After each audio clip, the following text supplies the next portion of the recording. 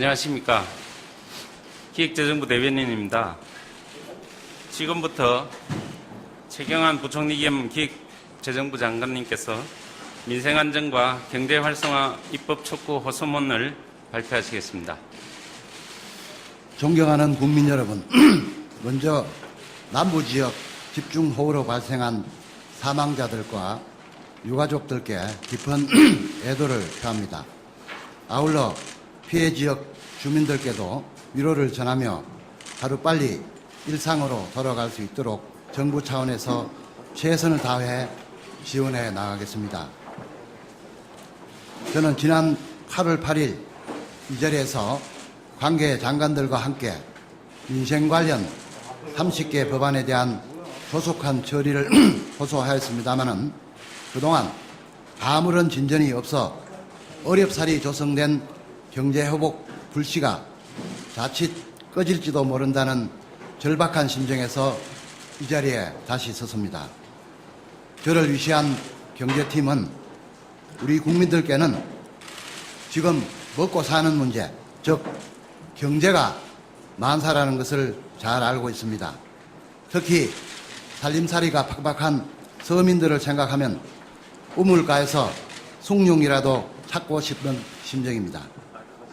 다행히 가계, 기업, 시장의 기대를 모아 다시 한번 해보자는 모멘텀을 만들어낼 수 있었습니다. 우리 경제에 따뜻한 봄날이 온 것은 아니지만 주식시장이 살아나고 부동산 시장이 꿈틀대는 등 경제 주체들 사이에 심리 호전이 나타나고 있습니다. 그러나 안타깝게도 여기까지입니다.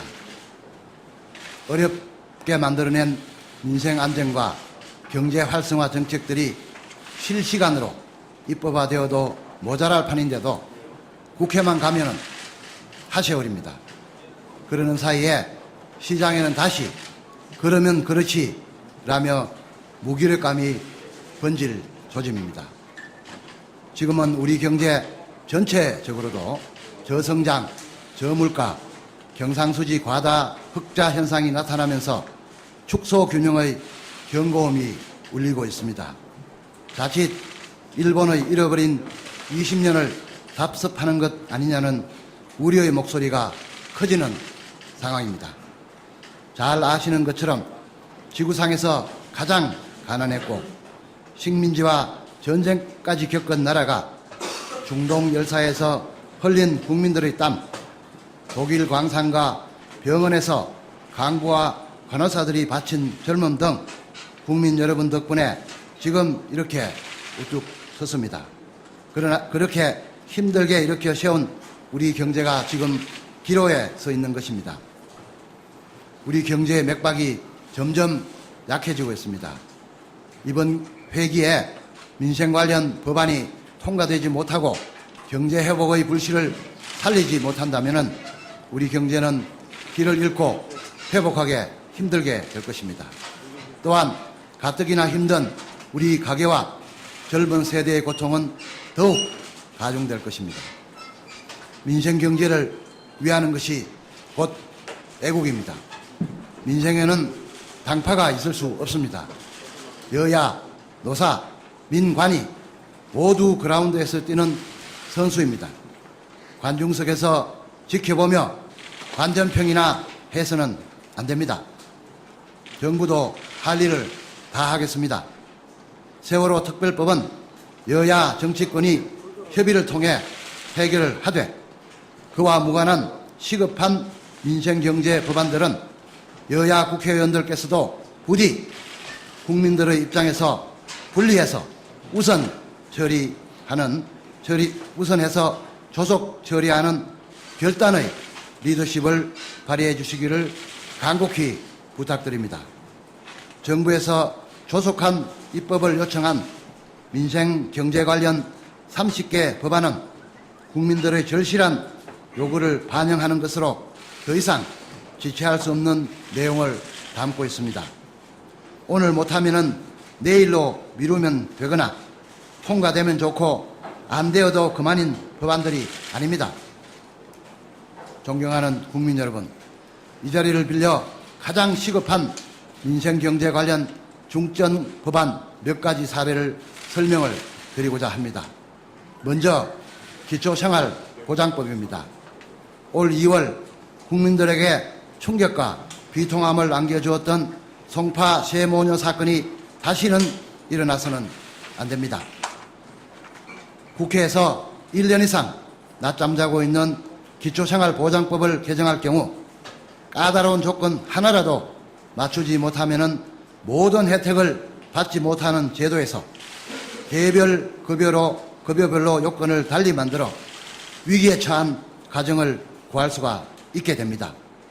법 통과가 지체될 경우 이미 금년 예산으로 확보해 놓은 2,300억 원의 예산 집행이 불가능하고 40만 명의 국민들이 언제 송파 세모녀와 같은 비극적인 처지에 놓이게 될지도 모릅니다. 다음은 국가재정법입니다. 골목마다 들어서 있는 중국집과 치킨집의 유리창에는 폐업 안내문이 줄줄이 붙어있고 시장 한켠에서는 나무를 다듬고 계시는 우리네 어머님들의 고단한 모습이 여기저기서 보이고 있습니다. 골목골목마다 음식 냄새와 활기가 넘치고 시장에서는 어머님들의 웃음소리가 들리는 더 나은 내일을 만들고 싶습니다. 이를 위해 조속히 국가재정법을 통과시켜 300만 명의 소상공인이 간절하게 기다리고 있는 소상공인 시장진흥기금을 차질 없이 설치하고 운영을 해서 내년 1월 1일부터는 직접 지원에 나서야 합니다. 자영업의 창업부터 폐업 단계까지 경쟁력 강화 등에 2조 원 규모의 자금을 집중 투입하여 소상공인과 전통시장 상인들의 안전망을 강화할 수 있게 됩니다.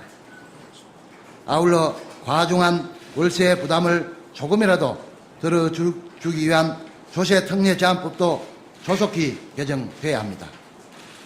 정부는 월세난으로 인한 주거부담이 서민 가정들의 무거운 어깨를 짓누르고 있음을 잘 알고 있습니다. 만일 법안이 통과되면 월세의 10%에 대해 세액공제가 이루어져 연간 1개월치 이상의 월세를 국가로부터 지원받아 가계의 부담이 한결 가벼워질 것으로 예상됩니다. 네 번째는 소규모 주택 임대 수입에 대해 소득세 부담을 경감하기 위한 소득세법 개정안입니다.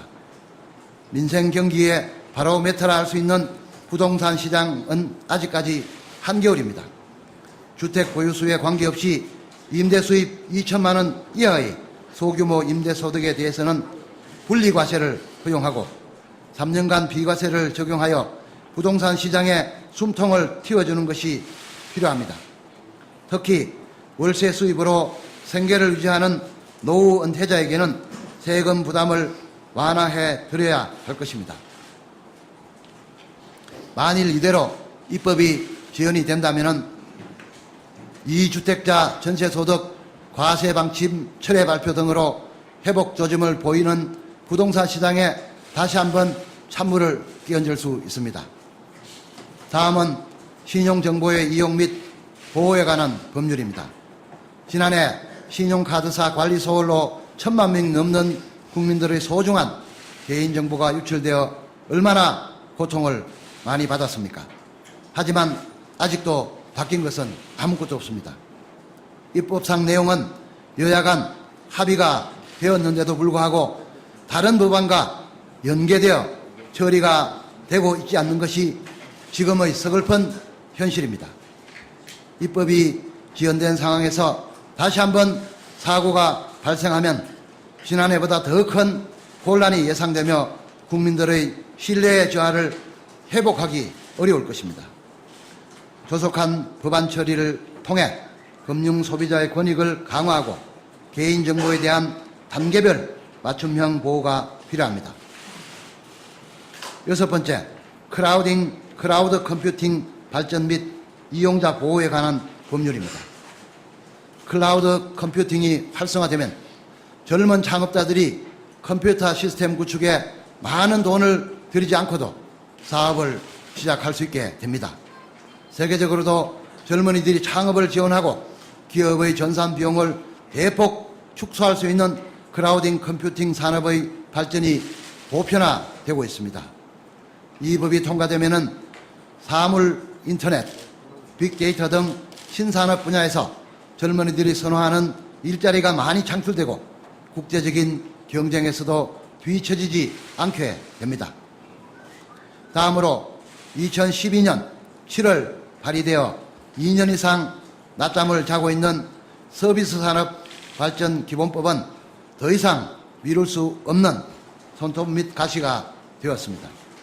KDI에 따르면 교육, 의료, 법률 콘텐츠 등 주요 서비스 분야의 규제 완화를 통해 2020년까지 청년 일자리가 무려 35만 개가 창출될 것이라고 합니다.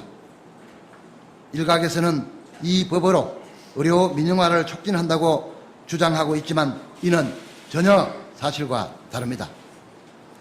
특정 분야의 정책은 개별법의 개정이 필요한 것이며 이 법은 우리 경제의 3분의 1을 차지하는 서비스 산업에 대한 체계적인 지원을 위한 것임을 다시 한번 말씀드립니다. 다음은 관광진흥법입니다. 지난 8년간 외국인 관광객은 1217만 명으로 2배 이상 증가하였습니다. 이에 비해 국내 숙박시설 객실 수는 1.4배만 늘어나는 데 그쳤습니다. 명동과 경복궁을 가고 싶은 수많은 관광객들이 경기도에서 숙박을 하고 버스로 이동해야 하는 불편을 겪고 있습니다. 자칫 잘못하면 외국인 관광객들의 발걸음이 다른 나라로 향할 수가 있습니다. 이 법이 통과가 지연이 되면 2016년까지 수도권에서만 7,400여 실의 숙박시설이 부족해집니다. 지금이라도 유해시설이 없는 관광 숙박시설에 한 해보다 용이하게 설치될 수 있도록 허용해야 합니다. 이를 통해 2017년까지 관광객들의 발길을 붙잡고 7천여억 원의 투자와 1만 7천여 개의 일자리를 만들어야 합니다. 마지막으로 원격 의료 도입을 위한 의료법 개정입니다. 아파도 병원에 가기 힘든 사람들이 우리 주변에 널려 있습니다. 아직도 병원과 의원이 없는 섬 주민들은 배를 타고 2-3시간 걸리는 육지의 의사에게 진료를 받아야 합니다. 의사와 환자 간은 자치하고라도 의료인과 의료인 간 원격 의료 시범 사업을 하고 있는 강원도 영양군의 경우 경상북도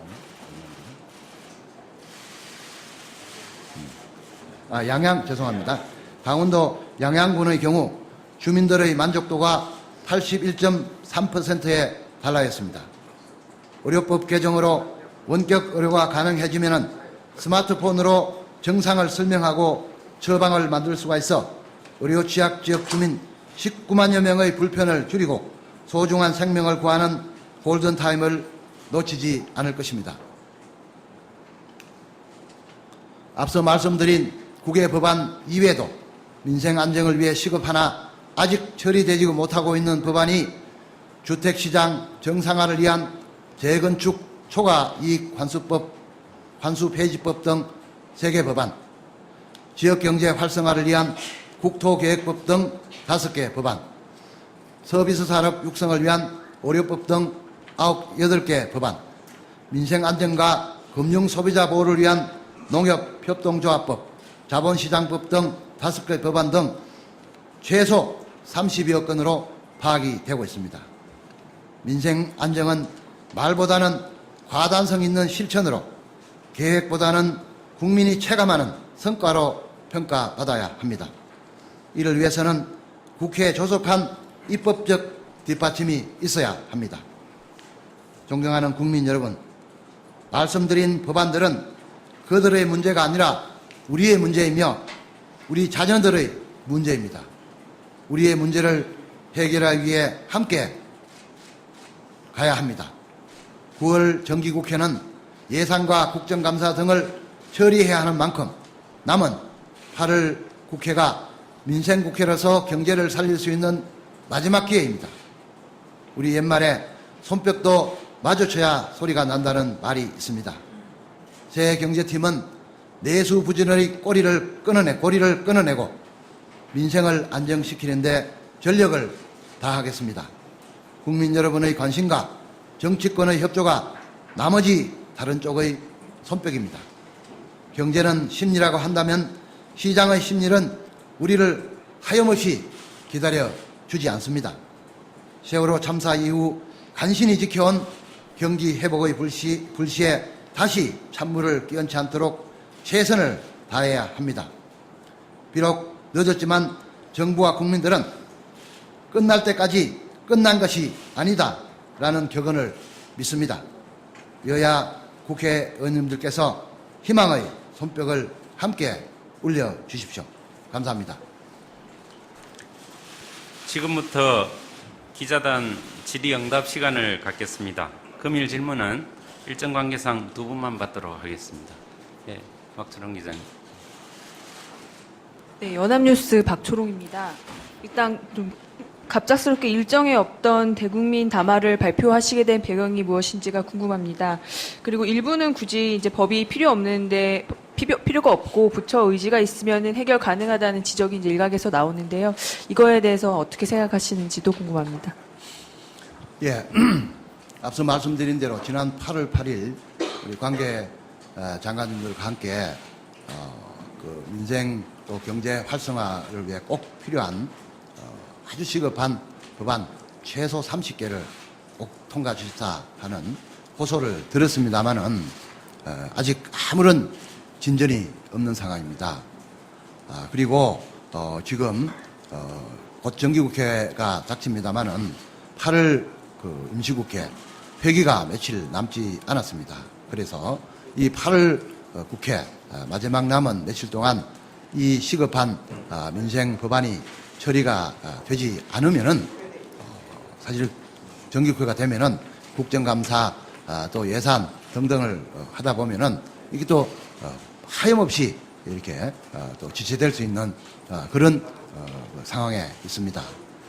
따라서 이번 남은 임시국회 며칠 남지 않았습니다만은 여기서 이 세월호 관련 법대로 또 여야 정치권이 협의를 해서 처리 방안을 마련토록 하되 이 민생 또 경제 활성화 관련되는 법안들은 분리 처리를 해서 지금 어렵사리 조성된 경제 회복의 불씨가 꺼지지 않도록 우리 국회에서 도와주셔서 하는 그런 절박한 심정을 다시 한번 호소드리기 위해서 오늘 긴급하게 이렇게 호소문을 발표하게 됐습니다. 그리고 말씀하신 그 입법이 필요 없는 사항 이 부분은 정부 각 부처가 정말 혼신의 힘을 다해서 차질 없이 추진하겠습니다. 특히 지난번에 발표됐던 그 서비스 산업 활성화 관련된 부분은 총 135개 과제를 발표를 했습니다마는 그중 112개 과제는 우리가 국회 법 통과가 필요 없이 시행령이나 그 이하의 하부 규정 개정 또는 정부 방침으로 실시를 할 수 있는 사안입니다. 이 사안에 대해서는 각 부처에서 지금 후속 조치 마련 계획을 추진해서 차질 없이 한 틈의 차질 없이 추진할 준비 작업을 지금 착실하게 추진 중에 있다 하는 말씀을 드리고 관계 장관 회의 등을 통해서 지속적으로 점검 보완해 나갈 계획임을 말씀을 드립니다. 그리고 그 중에서 112개 과제 말고 23개 과제에는 16개 법안 법률이 개정이 돼야 추진이 가능한 그런 법안들입니다. 그렇기 때문에 이 법안도 경제 활성화 관련 30개 법안에 추가해서 국회 조속한 처리가 될 수 있도록 관계 부처에서 최선의 노력을 다할 것이다 하는 점을 말씀을 드리겠습니다. 다음 예, 하진아 기자님. 예, 저 이데일리 하진아 기자라고 합니다. 아까 말씀하셨지만 그 서비스 활성화 대책 중에서 일부 법안 같은 경우에는 뭐 야당의 좀 반발이 좀 예상되는 것들이 좀 있는데 이 부분을 좀 어떻게 해결하실 생각이신지 좀 궁금합니다. 예, 그 부분 관련해서는 또 야당과 또 일부 그 시민사회단체에서 그 다소간의 우려를 표시하고 있는 것도 잘 알고 있습니다. 그러나 이 부분 관련해서는 굉장히 그 많은 그 오해가 있는 게 또한 사실입니다. 예를 들어서 지금 원격 진료나 그리고 또 그 투자 개방형 병원을 경제자유구역이나 또 그 제주도 자치도에 설치하는 그런 부분 관련해서 이걸 자꾸 의료 민영화다 이렇게 자꾸 그 말씀들을 하고 오해를 하고 계시는데 그것은 결코 사실이 아닙니다. 의료 민영화를 하면은 제가 여러 번 말씀을 드린 바와 같이 정부나 공공기관에서 가지고 있는 병원을 그 민간에 매각하는 것을 민영화라 그럽니다. 그런데 우리 지금 병원의 93%가 이미 민간 병원입니다. 이걸 어떻게 다시 합니까? 그리고 정부에서는 정부나 공공기관이 가지고 있는 의료기관을 민간에 매각할 단 하나의 계획도 없다는 점을 분명히 밝혀둡니다. 그렇기 때문에 이것을 자꾸 의료 민영화라고 이렇게 말씀하시는 것은 굉장히 그 문제를 곡해를 하는 그런 부분이고 이런 점을 관계 부처 장관들이 직접 발로 뛰면서 야당과 또 그 이해관계 단체에 적극적으로 설명을 해서 이 부분을 돌파를 하겠다 하는 말씀을 드리겠습니다. 이런 서비스 관련되는 여러 가지 오해 또 이런 부분들은 앞으로 정부에서 적극적으로 나서서 정면 돌파로 이 문제를 해결하겠다 하는 말씀을 드리겠습니다. 그럼 이것으로 민생안전과 경제활성화 입법 촉구 호소문 발표를 모두 마치도록 하겠습니다. 감사합니다.